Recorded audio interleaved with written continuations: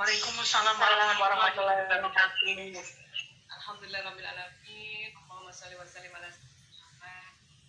Ya, saya senang banget baca buku-bukunya tentang positive parenting. Ini salah satunya dari Dr. Mustafa Abu Sa'ad ya. Jadi rangkuman sebetulnya dari ilmu-ilmu positive parenting ini saya membuat sebuah peta juga ya, bagaimana saya pribadi untuk bisa menjadi positive parenting.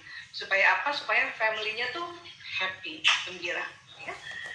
Baik, sebelumnya kita lihat dulu sebetulnya apa sih positive parenting. Positive parenting ini sebetulnya pola asuh yang menyenangkan bagi orang tua dan anak. Ya, ini garis bawahi, menyenangkan ya. Baik, kemudian positive parenting ini mengutamakan rasa kasih sayang terhadap anak, bukan dengan kekerasan ya. Tentu ya, positive parenting ini jelas-jelas ya Allah yang meminta kita untuk melakukan pola asuh parenting kita ini. Jenis pola asuhnya itu yang penuh kasih sayang, penuh kelembutan ya.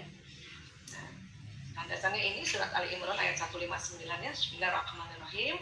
Fabima rahmatin minallah lintallahum walau kunta fazzan ghalizal qalbi lan faddu min haulika ya. Maka disebabkan rahmat dari Allah lah kamu berlaku lemah lembut terhadap mereka. Sekiranya kamu bersikap keras lagi berhati kasar, tentulah mereka menjauhkan diri dari sekelilingmu.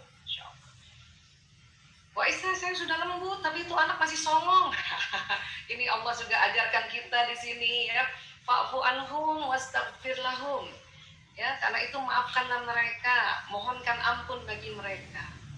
Jadi kalau kita sudah mulai ya belajar untuk mencoba lembut pada anak-anak, tapi itu anak kayaknya masih juga ada aja ya alasannya, anak-anak namanya juga anak-anak ya. Maka kita disuruh apa? Maafkan mereka. Ya Allah, saya maafkan anakku ya Allah. Sebut namanya. Fulan bin Fulan, Fulana binti Fulan. Ya. Dan mohonkan ampun bagi mereka. Ya Allah, ampuni dia ya Allah. Ini yang diminta oleh Allah, tahapannya. Baru wasyawirhum fil amri. Ya, dan bermusyawarahlah dengan mereka dalam urusan itu. Fa'idza azamta fatawakkal 'ala Allah, innallaha yuhibbul mutawakkilin. Kemudian apabila kamu telah membulatkan tekad, maka bertawakallah pada Allah. Sesungguhnya Allah menyukai orang-orang yang bertawakal kepadanya. Ya. Jadi ini ajaran-ajaran Allah untuk kita menjadi positive parenting. Ya. Misalnya lagi PJJ gini yang masih punya anak kecil nih, termasuk Mbak Nining nih. Dari tadi saya perhatiin dia udah pakai Ali Imran 159 belum? Saya ketawa, dia ketawa ya.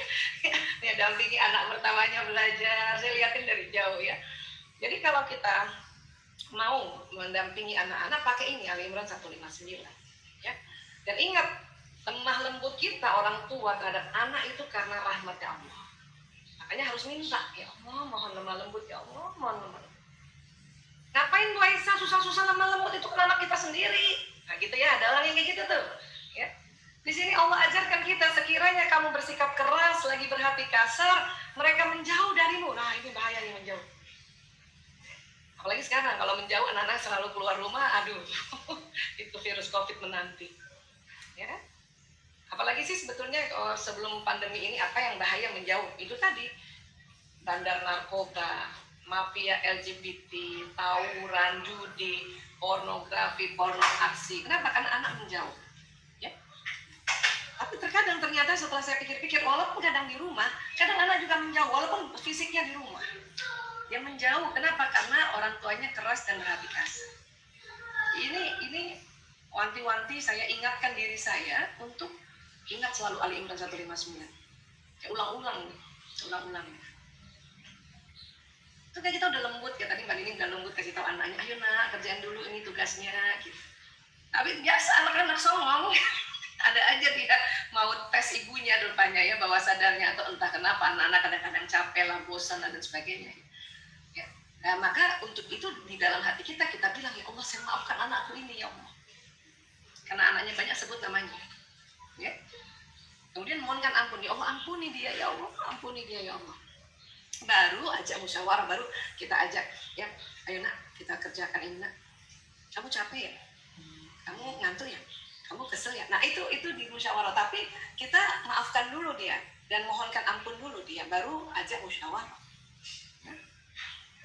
Nanti kalau sudah pada saat musyawarah ini sudah ada ya keputusan gitu ya, kata anaknya, Bunda aku nanti aja dulu, aku lapar. Ya sudah, kita tawakal pada Allah, kita kasih makan dulu, baru nanti habis makan lanjutin ya nak. Ya. Kenapa? Karena memang Allah menyukai orang-orang yang bertawakal padanya. Jadi kalau menurut saya satu ayat ini, Masya Allah, ini betul-betul Allah ajarkan kita bagaimana fondasi dalam ya menjadi seorang ibu yang bijaksana, jadi seorang ayah yang bijaksana. Mungkin hari ini juga tadi saya ada lihat teman-teman yang belum menikah, yaitu calon ibu ya. Alhamdulillah belum menikah tapi rajin ta'lim, Masya Allah, itu keren banget ya. Jadi ini bisa buat bekal ya. Baik, nah kemudian sebetulnya ya basicnya atau fondasi kan dasar ya. Kita sudah jelas tadi dasarnya selalu harus ikut tuntunan dari Allah. Ya, dari Al-Qur'anul Karim, kemudian juga dari ya hadis Rasulullah, sirah Nabi kita baca, ya perbanyak baca sirah Rasulullah. Dan juga kita ijma dari para ulama dan ilmuwan juga perlu kita perhatikan. Ya. Jadi menurut saya basic-basicnya lagi, tambahan pondasinya setelah pondasi ad-dinul Islam itu adalah pondasi apa? Fahami beda anak pria dan wanita. Ini sering banget saya cerita ini. Saya sengaja ulang-ulang ini supaya apa? Supaya pondasi itu kalau ditambahkan pondasinya itu makin kuat ya. Lemnya ditambah makin kuat insyaallah. Ini apa lagi? Belajarlah bahwa anak sekarang punya ciri khas. Ya. Apa ciri khas generasi sekarang? Ya itu gadgetnya dipegang terus. Ya, dia punya alat digital ya selalu dekat dia. Tapi lama-lama saya perhatikan juga, saya juga begitu rupanya. Mana-mana ada aja di alat digital. Malah sekarang ya ada hal-hal yang seperti sekarang ini kan kita dekat dengan alat digital ya, Zoom, ya, Zoom meeting. Kadang mungkin ada teman-teman yang ada di dalam kendaraan sekarang tapi tetap mau ikut taklim, tetap juga buka alat digitalnya ya, Masya Allah. Nah ini ciri khas anak generasi era sekarang termasuk kita ya. Kemudian belajar, beda watak anak-anak belajar, ini diulang-ulang. Saya suka sekali ulang-ulang tentang watak ya. Kemudian juga belajar bagaimana cara pendekatan bahasa kasihnya supaya anak-anak bisa disiplin, anak-anak bisa ya merasakan bahwa memang orang tuanya sayang sama dia. Karena ini luar biasa yang temuan-temuan para ahli ya, itu kan karena Allah menciptakan tubuh manusia, otak manusia. Jadi para ahli itu cuma menemukan karena mengobservasi, meriset. Tapi itu semua ciptaan Allah. Kemudian apalagi? Fahami gaya belajar anak. Ada anak memang belajarnya harus di rumahnya, harus di kamarnya. Ada anak yang nggak apa-apa, dia tempat rame pun dia belajar. Ada anak harus kalau dia belajar, dia harus juga buka gadget yang satu untuk chatting sama temennya. Ada yang begitu. Apalagi lagi pandemi kayak gini. Ya, ada anak saya yang bungsu, Ragil, dia datang bukan mengaku, dia curhat atau mengaku kejujuran sama saya, Bu. Tadi guru aku PJJ, aku malah melukis, Bu. Kenapa? Nggak tahu, aku bosen banget. Oh iya. Kenapa? Karena kita harus pahami kondisi sekarang ini luar biasa. Anak-anak juga bosen lagi. Ya, makanya kita, iya nak. Coba lihat gambarnya, coba lihat lukisannya. Bagus ternyata lukisannya. Wah, Masya Allah, bagus banget lukisannya. Iya, Bu. Dan saya yakin sekali pada saat anak-anak mendengarkan, apalagi anak perempuan yang mendengarkan ya guru-gurunya mengajarkan dan juga sambil tangannya mencoret-coret sesuatu, gambar sesuatu, itu masuk. Karena Ragil salah satu gaya belajarnya adalah kinestetik. Saya yakin sekali itu. Ya, dan saya bilang tadi, tenang nak, insya Allah. Justru kamu dengan menggambar, pelajaran dari gurumu masuk nak. Oh iya ya Bu ya, iya. Oh dia senang. Ya, nah, ini. Jadi ini tambahan fondasi yang kita tambahkan di atas ya family kita atau di atas tatanan rumah tangga kita. Tentu fondasi paling dasar sekali dan yang harus diperkuat adalah fondasi kita punya ad-dinul Islam. Pelan-pelan belajar terus ya. Baik, nah ini saya paling sering ini. Tahun ini, baru hari ini saya keluarkan lagi gambar ini, otak manusia. Ini sahabat-sahabat saya yang sering ikut seminar ini kangen kali sama gambar otak ini. Jadi manusia Allah ciptakan ada otak besar dan ada otak kecil, Masya Allah. Ya. Nah ini otak besar dan otak kecil. Ini bagian depan, ya bagian dahi. Ya. Dan Allah buat otak itu digulung, digulung. Dalam gulungan itu ada kabel-kabel. Ya, kabel-kabel panjang sekali kabelnya, Masya Allah. Untung otak manusia Allah gulung. Kenapa? Kalau tidak, kabelnya panjang. Ya, pernah para ahli menghitung panjangnya kabel yang ada di otak manusia supaya kita ingat. Saya nggak sebut kilometernya berapa. Saya cuma mau bilang otak manusia kalau dipanjang nih, gulungannya diperpanjang itu Jakarta Bali pulang pergi. Ah, Masya Allah. Kebayang teman-teman ibu-ibu kalau otak kita panjang sampai Bali? Ya, kayak apa nih hebohnya dunia ini ya kalau otak kita Allah setting, Allah desain panjang, tidak digulung seperti ini. Ya, makanya satu bersyukur otak manusia kita gulung. Ya, digulung oleh Allah otak kita ini sehingga yang harusnya panjang sampai Bali ini cuman digulung-gulung akhirnya seperti ini dengan berat kurang lebih semuanya otak besar dan otak kecil itu 1,5 kilo, ya 1,5 kilogram. Kalau laki-laki lebih berat sedikit 1,6. Kalau perempuan dewasa otak kita 1,5 kilo. Ya. Baik, di dalamnya ada sel otak. Ini juga saya sering ulang-ulang, tetapi ya saya senang ulang-ulang ini supaya kita tambah paham ya. Satu sel otak ada jumlahnya kurang lebih 100 miliar. Jadi ada 100 miliar sel otak di otak kita. Satu neuron kerjanya kayak satu komputer tercanggih di zamannya. Masya Allah. Berarti di otak kita ada 100 miliar komputer. Dan ada kalimat tercanggih di zamannya, artinya 100 miliar otak di otak anak-anak kita nih, yang generasi-generasi baru itu lebih canggih dari otak kita. Itu harus diakui. Ya. Nanti di dalam otak itu terjadi kabel-kabel tadi. Ini kan ada kabel-kabelnya ya, ada kabel-kabelnya nih. Ya, terjadi sambungan-sambungan. Loh, jadi terjadi sambungan-sambungan, di situ terjadi peristiwa kimia dan terjadi peristiwa fisika dan ini terjadi kayak apa ya? Sambungan-sambungan yang luar biasa dan kayak listrik, ada listrik di otak kita. Ya Allah. Setiap kita belajar sesuatu, mendengarkan sesuatu, melihat sesuatu, merasakan sesuatu, mengecap sesuatu, ya, memegang sesuatu, itu masuk di dalam otak kita. Terjadi sambungan-sambungan. Ya, Masya Allah. Nah ini jadi sambungan neuron di otak ini kurang lebih kayak gini. Dia berulang. Ya, apabila kita mendengar, melihat hal yang berulang, dia berulang. Ya, itulah ilmu itu kenapa harus diulang-ulang supaya sambungannya berulang. Sehingga apa? Tambah paham.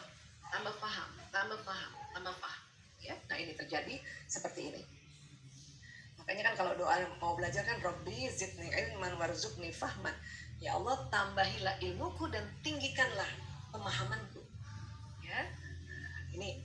Jadi kalau tinggi pemahaman itu berarti ini neuronnya makin sering tersambung-sambung. Baik, nanti dari otak ya itu akan jalan ke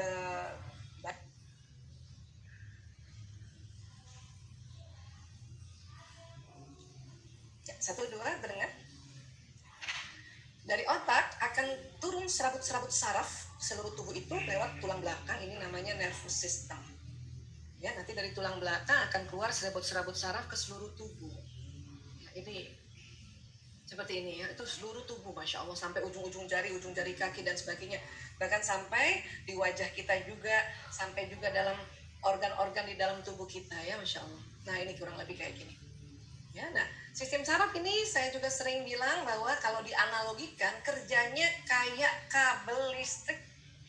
Nah ini jalan listrik dia di sini ya. Membawa apa? Membawa pesan yang ada di otak. Apa aja ada pesan di otak? Banyak sekali. Karena otak itu Allah buat ya setelah terbagi dua, otak besar, otak kecil, kemudian terbagi dua lagi, belahan kanan, belahan kiri, nanti setiap belahan terbagi 4 lagi, banyak banget, Masya Allah. Makanya kalau kita belajar ilmu tentang otak ya, beberapa sahabat-sahabat saya di sini juga belajar tentang neuro linguistic program itu, waduh, ya itu baru sedikit apa yang ada di otak manusia itu udah, aduh, ya udah, sampai kayak gitu kita masya Allah gitu ya. Nah, ini yang akan jalan di badan kita. Kita akan belajar sedikit tentang konsep-konsep bahwa kenapa sih harus dibangun fondasi tadi, mengenal otak pria wanita, mengenal watak, mengenal bakat, mengenal bahasa tubuh, mengenal cara belajar, karena itu semua ada di otak. Semua ada di otak, dia jalan di badan kita. Ya. Nah, tapi selain program-program di otak yang jalan di badan, ternyata apa yang kita ucapkan itu juga jalan. Apa yang kita lihat itu juga jalan. Apa yang kita dengar itu jalan. Apa yang kita hidup itu jalan. Apa yang kita kecap lewat lidah itu jalan. Ya, jalan. Jalan ke tersimpan di otak dan kemudian jalan ke badan lagi. Untuk itu, kalau memang mau jadi ibu yang bijaksana, ibu yang lemah lembut, memang harus diminta. Kita minta dan kita ucapkan. Ya, ya Allah, saya mohon lemah lembut ya Rob, saya mohon lemah lembut ya Allah. Gitu. Kan kita diminta, ya tadi kan dikatakan Ali Imran 159, karena rahmat Allah engkau berlemah lembut pada mereka. Lemah lembut itu bukan bawaan seorang ibu bapak terhadap anak kandungnya. Ya, ini yang unik. Katanya ibu sayang sama anak, tapi ibu kepengen maunya sama anak cepet-cepet, buru-buru. Cepetan dong, ayo cepetan dong kerjain, ayo cepetan gitu ya. Maunya buru-buru. Saya suka perhatikan juga ibu-ibu sama anaknya itu jarang senyum loh. Ya, padahal anaknya udah senyum, di ibunya ngomong selalu kepengen mau marah aja. Kenapa? Karena mau buru-buru. Itulah makanya dikatakan karena rahmat Allah engkau berlemah lembut pada mereka. Jadi minta sama Allah, ya Allah saya mau lemah lembut ya Allah. Ya astagfirullahaladzim ya Allah, ya Allah astagfirullahaladzim. Misalnya pengen marah gitu ya Bu, pengen melotot ya Bu, istighfar lah. Karena istighfar juga jalan ini, astagfirullahaladzim. Saya mohon ampun pada Allah yang maha azim, jalan. Kita minta memang, saya ya Allah saya mohon ya lemah lembut ya Allah. Ya Allah saya mohon ya Allah jadi ibu bijaksana ya Allah. Ya Allah saya mohon ya Allah jadi istri bijaksana ya Allah. Itu harus diucapkan ya. Ini yang namanya istilahnya meluruskan niat ya. Dan niat itu adalah ya sesuatu landasan terhadap apa yang nanti terjadi di badan kita dan membuat perilaku itu ya. Nah makanya dikatakan innamal a'malu binniyat. Amal itu kan gerakan badan, tergantung niatnya. Ya, nah, mumpung di badan kita ada sistem saraf yang gampang sekali cara kerjanya, ayo kita selalu luruskan niat kita. Karena pada saat kita niat jalan. Bu Aisyah kalau tadi kita berdoa ya, jalan. Pasti lebih cepat lagi kalau doa itu. Ya, makanya ya buat kita nih ibu-ibu nih sudah mulai harus ya rutin berdoa. Nah, misalnya ada ibu-ibu yang sudah rutin punya zikir pagi dan zikir petang ya, wah itu masya Allah itu apa yang diucapkan tuh jalan di badan ya. Baik, sekarang nah kenapa sih kok Bu Aisyah ngomongnya otak? Kan kita punya kolbu ya. Iya betul, kita juga punya kolbu. Yang mana sih kolbu itu ya? Dari penelitian para ahli, dan saya juga sering ya cerita di dalam seminar-seminar ya, ini saya ulang lagi, kolbu itu merujuk pada organnya yaitu jantung ya. Itu banyak banget penelitian ya. Nah jantung selain kerjanya memberikan aliran darah ke seluruh tubuh, jantung ini ada otaknya ya, ada otaknya nih, ditemukan tahun 1991 ya oleh J. Amor, ini sekitar 40.000 neuron. Jadi di jantung tuh juga ada sel otak kayak kita tadi, yang kalau di otak jumlahnya 100 miliar, kalau di jantung 40.000. Dan ternyata di jantung juga terjadi sambungan-sambungan ya. Jadi di jantung juga pada saat kita tadi mengucapkan ya Allah saya mohon lemah lembut ya Rob, itu kalau kita bicaranya betul-betul sungguh-sungguh, selain terekam di otak, terekam juga di jantung kita, terekam di kolbu kita. Nah supaya terekam di kolbu kita itu waktu diucapkan sambil dibayangin. Bayangin apa Bu Aisyah? Nah, terserah mau bayanginnya apa. Kalau saya suka saya bayangin apa yang saya ucapkan, apa yang saya niatkan, apa yang saya doakan itu terekam di jantung juga. Ya, nah ini. Jadi kalau saya sering banget ditanya sama orang-orang, Bu Aisyah kalau saya mau bijak sama anak gimana? Bu Aisyah kalau saya mau jadi istri soleha bagaimana? Saya cuma bilang, ibu harus diomongin, diucapkan. Kenapa harus diucapin Bu Aisyah? Ya memang begitu cara kerja tubuh dan memang sudah diajarkan untuk kita meniatkan dan meluruskan niat. Bahkan terkadang ya, kalau ini kan lagi pandemi jadi kita jarang keluar rumah ya. Waktu sebelum pandemi, setiap pun misalnya kita mau pergi ke taklim, itu di pintu rumah kita mau keluar itu harus luruskan niatnya dan kita doa dulu. Ya, selain kita doa Bismillah tawakkaltu ala Allah wala haula wala quwata illa billah, ya Allah saya niatkan ini lillahi ta'ala. Atau misalnya kita mau besuk teman kita yang sedang sakit, ya Allah saya mau besuk temanku lillahi ta'ala ya Allah. Ya, atau kita mau ngapain aja keluar rumah lillahi ta'ala ya Allah. Kenapa? Karena nanti beda orang yang keluar rumah langsung keluar gitu aja dengan kita ya berdoa dulu dan meluruskan niat. Itu beda banget kan? Beda pencapaiannya. Ya, ini karena ini akan terjadi rekaman di otak, rekaman di kolbu juga. Ya, nah ini ya, saya suka banget lihat gambar ini soalnya karena saya merasa gitu ya Allah jantung ini ternyata ada sambungan neuronnya. Ya, makanya kalau kita mengucapkan hal-hal yang baik maka ya ini kolbu ini atau mudghah ini baik dan nanti seluruh jasad baik. Karena nanti kolbu ini kasih pesan lagi seluruh jasad untuk melakukan hal yang baik. Ya. Tapi kalau mudghah atau kolbu ini buruk, maka nanti seluruh tubuh buruk. Nah, salah satu untuk membuat kolbu ini senantiasa baik itulah ucapan-ucapan kita, pendengaran-pendengaran kita, penglihatan-penglihatan kita. Ya. Nah, baik. Ini dia. Ya. Dalam surat Ali Imran ayat 36, "Walaysa dzakaru kal untha" ini juga jadi landasan, jadi pondasi bahwa kita harus tahu bahwa anak laki dan perempuan itu beda.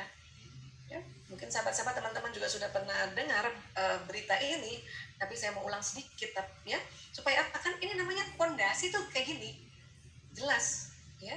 Jadi dari ad-dinul Islam pondasinya, kemudian kita cari ya di tuntunan contoh-contoh di hadis Rasulullah, kemudian juga kita lihat di ijma para ulama, dan ijma para ulama ini termasuk para ilmuwan. Ya, apa sih bedanya gitu? Kalau kita ya nggak mempelajari perbedaan anak laki-laki dan perempuan, maka ya ini yang punya anak laki-laki pasti banyak bertanduk karena beda otak kita dengan dia. Ya. Harusnya ayahnya dong yang ngomong sama bapak sama anaknya, tapi kan ayahnya ada tugas lain, yaitu menjemput nafkah. Ya, nah berarti ibu yang memang harus lebih dominan untuk memahami ini. Ya. Nah, apa sih perbedaannya Bu Aisyah? Tadi kan kita sudah belajar ya, otak tuh nanti terbagi dua, kanan kiri. Ini gambar orang hadap ke sana ya. Jadi ini kita lihat tengkuknya. Ya, otak kanan ini otak yang kreativitas atau otak yang rileks, gembira, lihat warna, bermain, ya. Kemudian imajinasi, ya, menghayal dan sebagainya. Yang kiri yang serius, analisa, bahasa, hitung-hitungan, ya, detil, syair lagu. Nah ini kiri nih, mikir melulu. Kalau mikir melulu tuh kiri ya. Dan manusia itu ada otak kiri dan kanannya. Ya, manusia ada otak kiri dan kanannya. Artinya kita bisa serius, kita bisa rileks, ya. Jadi kalau serius terus nanti otak kirinya terlalu capek, ya. Atau terlalu rileks nanti otak kanannya terlalu capek. Maka ini harus dikombinasikan atau harus diseimbangkan. Tapi pada perkembangan otak laki-laki dan perempuan, ya, dari kecil sampai sekitar umur 20 tahun itu ada perbedaan pada anak laki-laki. Ya. Apa yang Bu Aisyah berbeda? Sambungan tadi, neuronnya tadi. Ya. Ini saya ulang-ulang cerita tentang ini karena ini penting diulang ya. Jadi laki-laki 0 sampai 6 tahun, tadi sambungan tadi ya. Ibu-ibu tadi lihat ya sambungan-sambungan tadi. Rupanya beda sama anak perempuan ya. Anak perempuan ya sambungan otak kiri kanannya nyaris seimbang.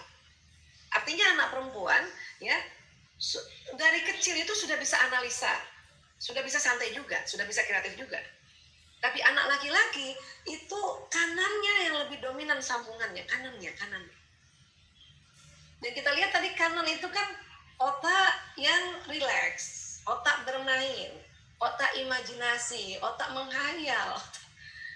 Otak seriusnya tuh baru segini. Jadi kalau teman-teman punya anak laki-laki masih di usia sini, atau ya teman-teman sudah punya cucu laki-laki di usia-usia kayak gini, mohon dimaklumi, bahkan dimahfumi bahwa anak laki-laki senang bermain, senang loncat-loncat, ya, senang lari sana, lari sini gitu ya. Ya, sementara dia itu tadi otak kiri, otak serius, otak membaca, otak matematikanya belum lagi tersambung seperti anak perempuan. Kadang-kadang ada ibu-ibu misalnya konseling sama saya ya, punya anak usia 3 tahun. Ya paniknya kenapa? Kok anak saya belum bisa baca, Bu Aisyah? Padahal kakaknya dulu usia 3 tahun tuh udah bisa baca. Saya bilang itu memang beda. Anak laki-laki itu belum bisa baca tapi sudah bisa main PlayStation, sudah bisa buka gadget. Karena memang otak kanan. Otak kirinya belum lagi tersambung seperti anak perempuan. Kalaupun mau ajak membaca anak laki-laki, caranya adalah gunakan otak kanannya. Pakai benda-benda, pakai permainan. Saya punya anak laki kan 4. Ya, dulu untung sedikit banyaknya belajar tentang ini. Jadi kalau mengajarkan anak laki-laki membaca, ya bikin tulisan, terus tempelkan di benda-benda yang ada di rumah. Tempelkan aja meja, ada tulisan meja, taruh di meja. Dia langsung bisa. Dia mulai mengerti, oh itu tulisan meja kayak gitu. Ya, nah ini. Kalau perempuan lebih seimbang, tapi kanannya perempuan kalah sama kanannya laki-laki. Ya. Kemudian usia 6 sampai 12 tahun, perempuan lebih tetap seimbang juga, laki-laki masih kanannya yang berkembang, kiri sudah mulai.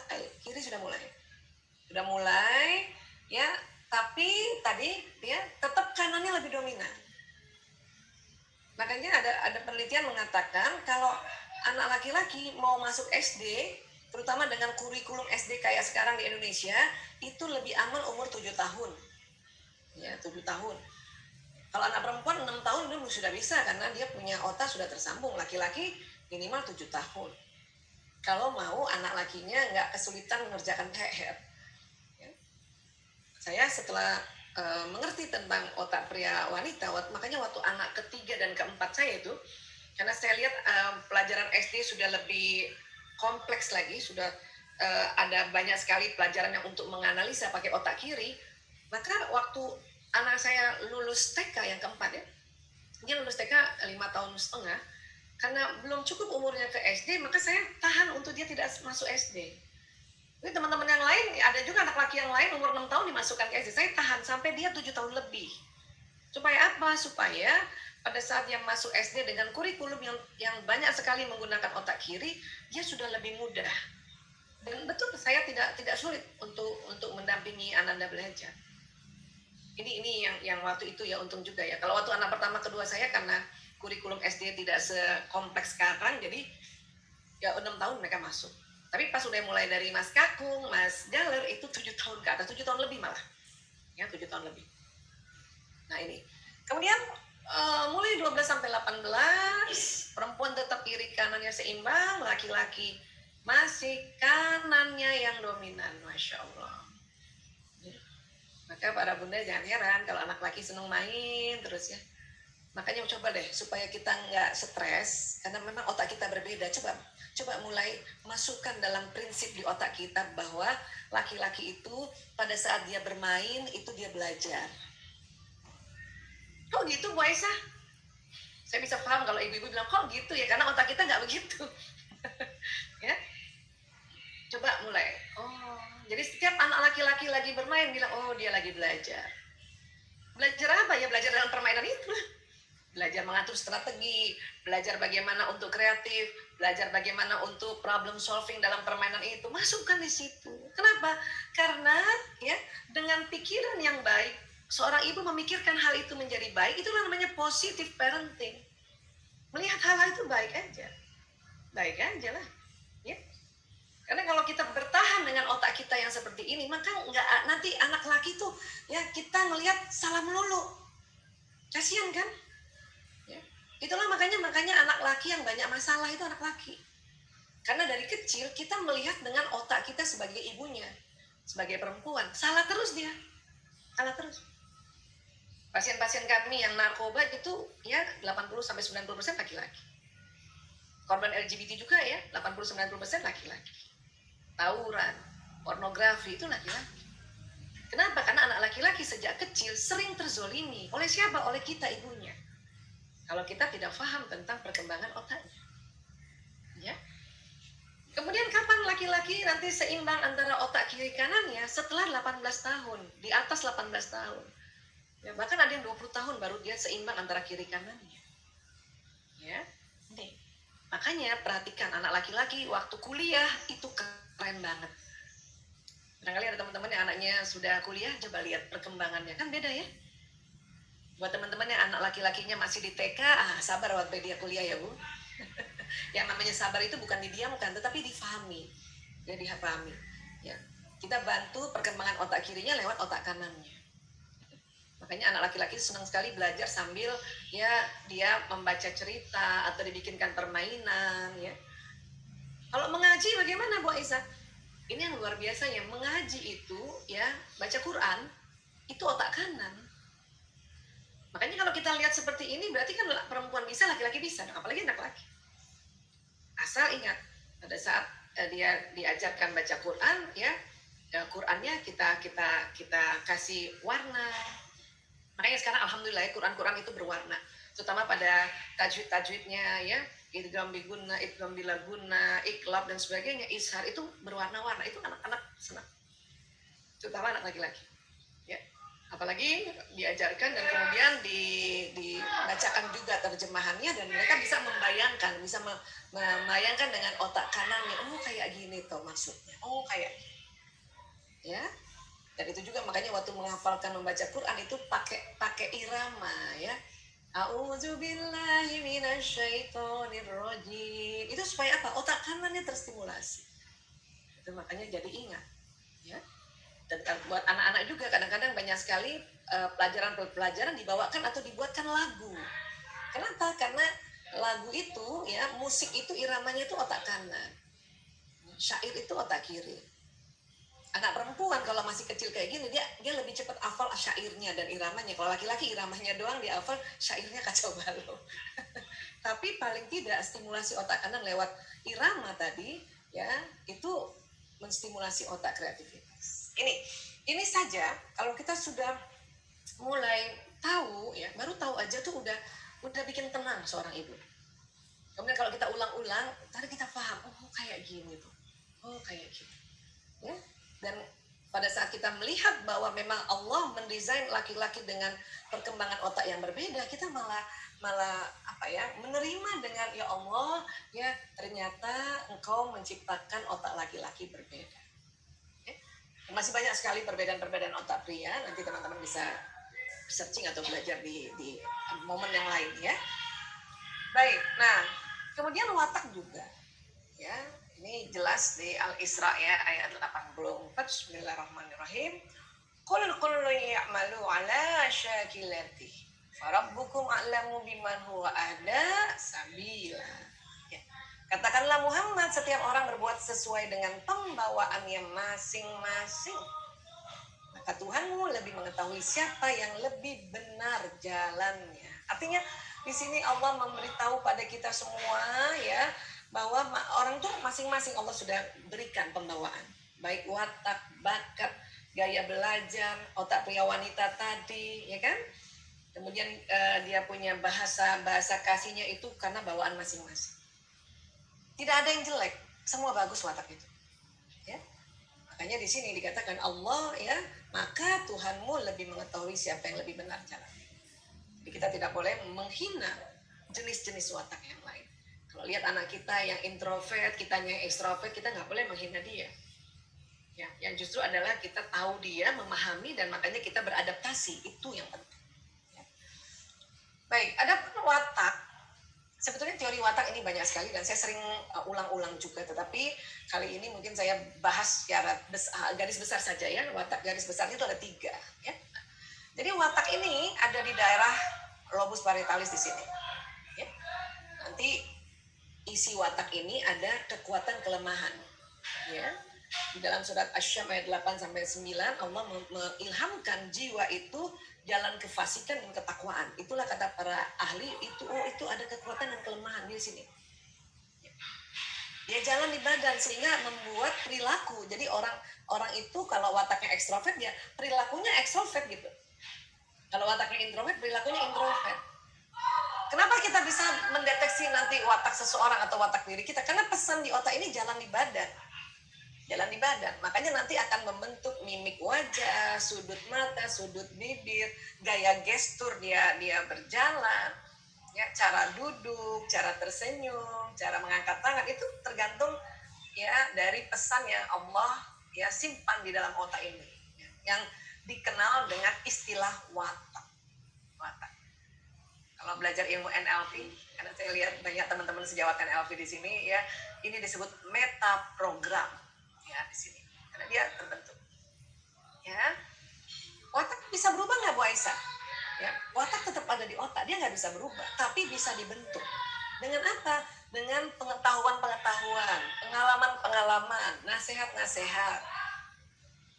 Jadi kalau kita lihat dari ilmu otak, watak di daerah sini, nasihat-nasihat, pengalaman-pengalaman itu masuk di otak yang depan.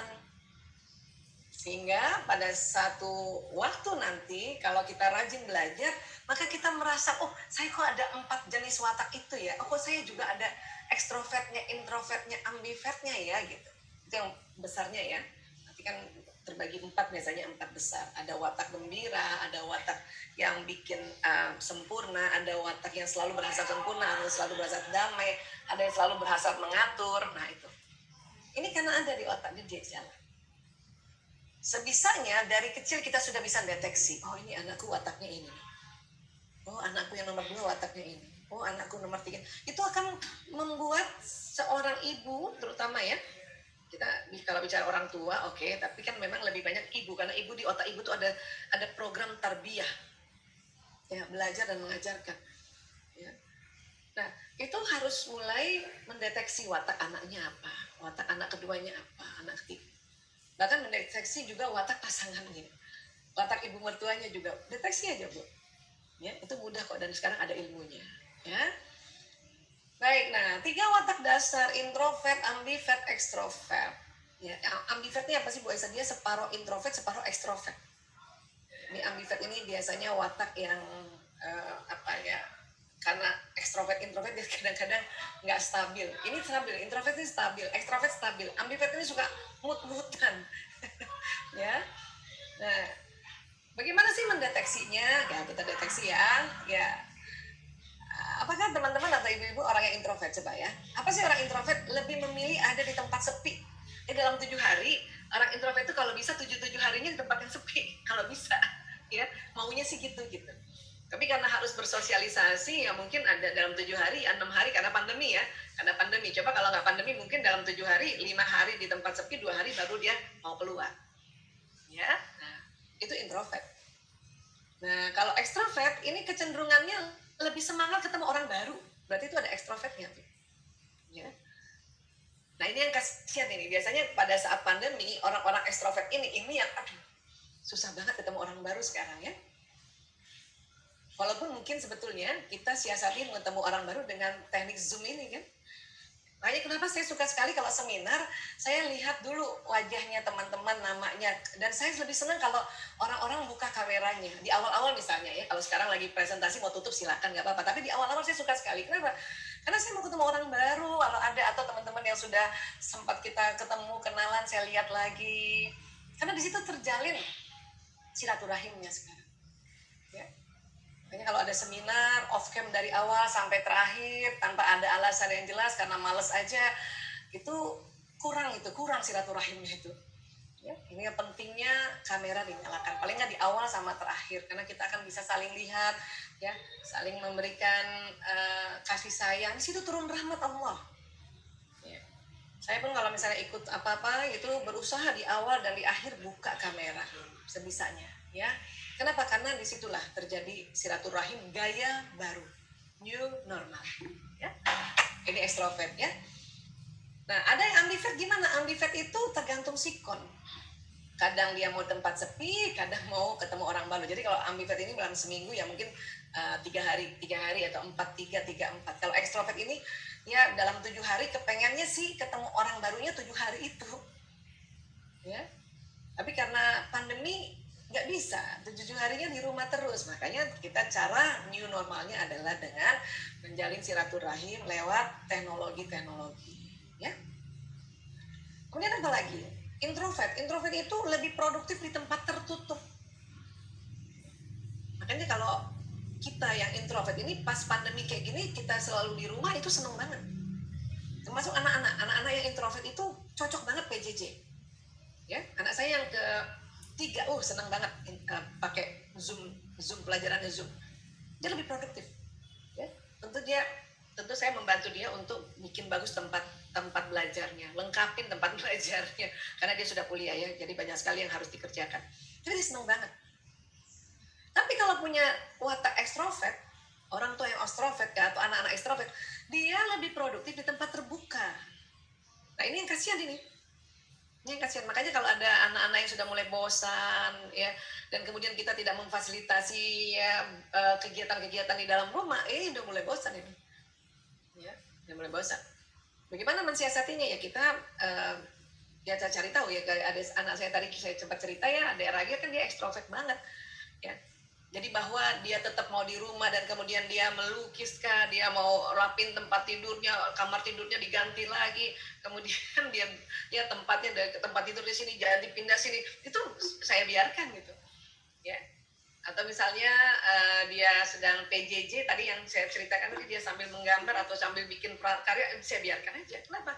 Karena memang maunya dia itu dia produktif di tempat terbuka karena pandemi nggak bisa tempat terbuka, ya sudah di rumah mau nggak mau kita harus memfasilitasi itu semua ya.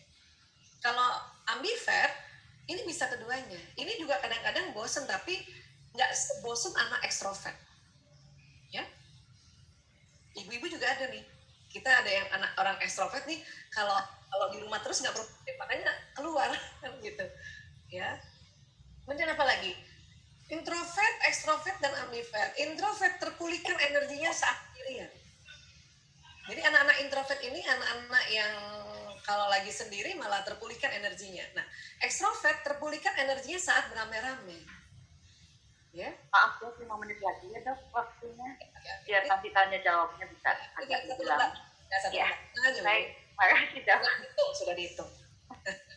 Ya, jadi kalau orang ekstrovert itu terpulihkan energinya saat beramai-ramai. Oke. Kalau ambivert tergantung situasi dan kondisi. Ya. Jadi ini harus paham, Bu. Kemudian introvert lebih suka bekerja atau belajar sendiri. Ini pandemi ini cocok banget orang-orang introvert. Tapi ekstrovert lebih suka bekerja atau belajar dalam tim. Bun, kalau punya anak ya, kemudian memang kita sanggup memfasilitasi 2 gadgetnya, satu laptopnya misalnya atau satu gadget untuk melihat bapak ibu gurunya mengajarkan, dan satunya dia untuk chatting sama temennya. Kalau dia memang anak ekstrovert, tidak apa-apa, biarkan saja. Nah, karena dia butuh teman. Untuk apa? Untuk ada energi beramai-ramai. Ya. Kalau anak saya yang ketiga Mas Kakung, dia kalau belajar aja gitu. Dia nggak buka gadget yang lain. Tapi yang ekstrovert kayak Mas Lana, ya Dek Ragil, ya anak pertama, anak kelima, itu harus ada 2 itu. Dia satu dengan chatting sama teman-temannya untuk tanyakan, tadi Bu Guru ngomong apa sih tadi Bu? Aku nggak ngerti. Karena dia kadang-kadang anak-anak malas untuk tanya langsung. Apalagi dengan gaya Zoom kayak gini. Ya kadang-kadang kalau dia didominasi oleh anak-anak yang suka nanya, yang lain malasnya nggak usah nanya, ya akhirnya nanya sama temennya. Ini harus dipahami nih. Karena banyak ibu-ibu malah dimarahin, fokus, lihat itu gurunya ngajar, lihat itu, jangan main-main sama temennya, jangan chatting-chatting sama temennya. Kalau dia anak ekstrovert tertekan, Bu, tertekan. Ya. Kalau ambivert gimana? Ambivert bisa dua-duanya. Ya, anak saya yang kedua dan keempat, Mas Priyo dengan Mas Jaler, dia bisa dua-duanya. Kadang-kadang ya, hari ini kadang-kadang dia nggak mau buka chattingan sama temennya, misalnya hari besok dia chatting juga sama temennya sambil dengerin gurunya. Itu ambivert, harus paham ya. Introvert biasanya akan banyak berpikir sebelum mulai bicara. Kalau ekstrovert biasanya asbun, asal bunyi. Kalau punya anak ekstrovert ibu nggak usah marah. Kadang-kadang apa yang baru ada di otaknya langsung diomongin, habis itu dia lupa. Tapi kalau introvert dia berpikir dulu baru mulai bicara. Kalau ekstrovert ini, makanya kalau kita punya anak ekstrovert, kita ya kalau dia ngelucu ya kita ketawa aja. Nanti habis ketawa baru kita kasih tahu ya, nak dipikir dulu sebentar, kalau ngomong gitu ya. Kalau introvert dia mikir dulu baru dia ngomong. Ambivert bisa lebih banyak berpikir, bisa lebih banyak bicara. Ini namanya juga ambivert ya, separuh-separuh. Ya. Introvert cenderung lebih pendiam, ekstrovert cenderung lebih ceplos. Ambivert tergantung, bisa kadang-kadang ceplos-ceplos, kadang-kadang ya dia mau diem gitu ya. Nah ini, jadi fahamilah yang mana nih, Bunda yang mana, introvert, ekstrovert apa ambivert? Kemudian pasangan hidup mana? Karena biasanya kalau istrinya introvert, pasangan hidupnya ekstrovert. Kebalikannya juga ekstrovert, introvert ya. Nah, anak kita yang mana? Yang ambivert ya, yang ekstrovert atau introvert? Kenapa itu penting? Ya, untuk mengenali seperti ini. Ya. Oke, ini sudah selesai. Tinggal kita bisa ngobrol-ngobrol